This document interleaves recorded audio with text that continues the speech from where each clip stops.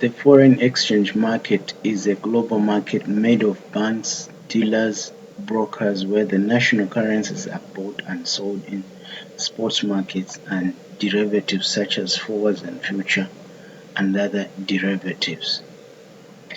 Exchange rate is simply the price of one currency in terms of another and may therefore be expressed in either of the two ways.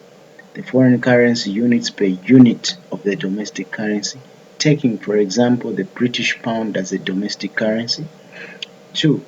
Domestic currency units per unit of foreign currency.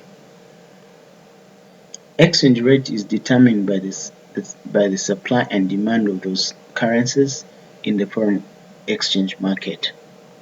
Factors like interest rates, inflation, economic growth, political stability, and geopolitical events may play a huge role in the determination of exchange rates.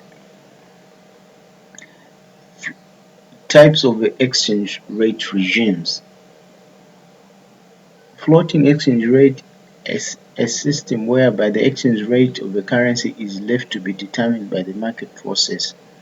The authorities do not intervene to buy or sell their currency in the foreign market. While the fixed exchange rate, a system whereby the exchange rate is fixed against another currency at a given target exchange. In this regime, the authorities intervene to try and fix exchange rate around a certain level. The government through the central bank buys or sells the currency as appropriate to maintain the fixed rate. The implications of floating and fixed exchange rate system to an economy.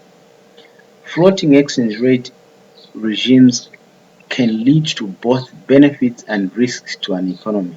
Some of the benefits include increased investment, increased competitiveness.